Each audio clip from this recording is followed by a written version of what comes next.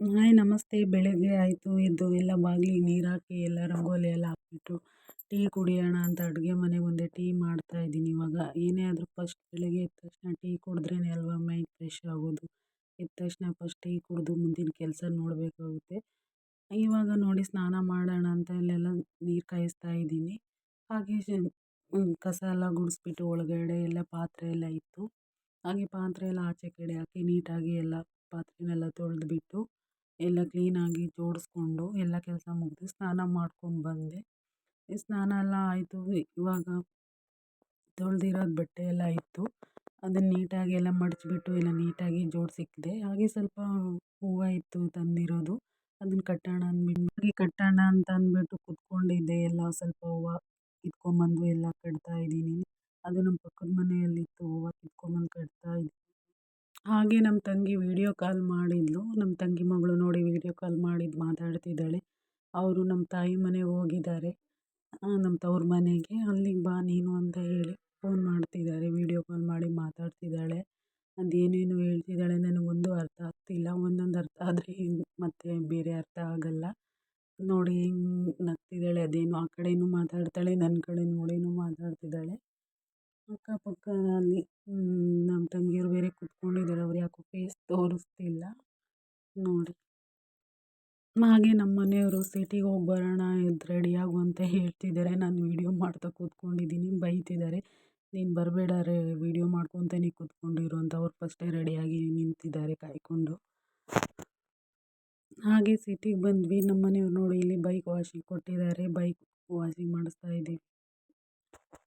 ಹಾಗೆ ಸಿಟಿಲೆಲ್ಲ ಕೆಲಸ ಮುಗಿಸ್ಕೊಂಡು ರಿಟರ್ನ್ ವಾಪಸ್ ಮನೆಗೆ ಹೋಗೋಣ ಅಂತ ಹೋಗ್ತಿದ್ವಿ. ಸ್ವಲ್ಪ ಮಳೆ ಮೋಡ ಕೂಡ ಆಗಿತ್ತು, ಆದರೂ ಹಂಗೆ ಹೋಗ್ತಾ ಇದ್ದೀವಿ. ಏನು ತೊಗೊಂಡಿಲ್ಲ, ಸುಮ್ಮನೆ ಸಿಟಿಗೆ ಹೋದರೆ ಖರ್ಚು. ಸುಮ್ಮನೆ ಅಂತೀವಿ ಒಂದು 500 ರೂಪಾಯಿ ತೊಗೊಂಡೋದ್ರು ಎಲ್ಲ ಸುಮ್ಮನೆ ಖರ್ಚಾಗುತ್ತೆ. ಎಲ್ಲ ಇವತ್ತು ನಮ್ದು ಒಂದು 2,000 ಖರ್ಚಾಯಿತು. ಸುಮ್ಮನೆ ಎಲ್ಲ ತೊಗೊಂಡಿದ್ದೇನೂ ಇಲ್ಲ, ಸುಮ್ಮನೆ ಖರ್ಚು ಮಾಡ್ಕೊಂಡು ಬಂದಿರೋದು ಅಷ್ಟೇ. ಹೋದ್ಮೇಲೆ ಅದು ಇದು ಅಂತ ಅನಿಸುತ್ತೆ, ತೊಗೊಳಕ್ಕೇನು ಕೂಡ ಆಗಲ್ಲ. ಹಾಗೆ ಮನೆಗೆ ಬಂದು ಸ್ವಲ್ಪ ಟಯರ್ಡ್ ಆಗಿದೆ ಅಂತ ನಮ್ಮ ಮನೆಯವ್ರು ಟೀ ಮಾಡು ಅಂತ ಅಂದರು. ಟೀ ಮಾಡಿದೆ, ಟೀ ಕುಡಿತಿದ್ದಾರೆ. ಟೀ ಜೊತೆ ಒಂದು ಬ್ರೆಡ್ ಪ್ಯಾಕೆಟ್ ತೊಗೊಂಬಂದಿದ್ವಿ, ಅದು ಕೂಡ ತಿಂತೀವಿ. ಹಾಗೆ ಸುಮ್ಮನೆ ಟೈಮ್ ಪಾಸ್ ಆಗಬೇಕಲ್ಲ, ಏನಾದರೂ ಮಾಡೋಣ ಅಂದ್ಬಿಟ್ಟು ಅವ್ರು ಆ ಕಡೆ ಕೂತಿರೋರು ನಮ್ಮ ಚಿಕ್ಕಮ್ಮ ಆಗಬೇಕು, ಸಾರಿ ನಮ್ಮ ಚಿಕ್ಕಮ್ಮ ಆಗಬೇಕು, ನಮ್ಮ ಮನೆಯವ್ರಿಗೆ ಅತ್ತೆ. ಒಂದು ರೀಲ್ಸ್ ಮಾಡೋಣ ಅಂತ ರೀಲ್ಸ್ ಮಾಡ್ತಾ ಇದ್ದೀವಿ. ಹಾಗೆ ಇದು ನೋಡಿ ನಮ್ಮ ತಂಗಿ ಪಾಪುದು ಬರ್ತ್ಡೇ ಗಿಫ್ಟ್ ಮಾಡೋಣ ಅಂತ ಫೋಟೋಸ್.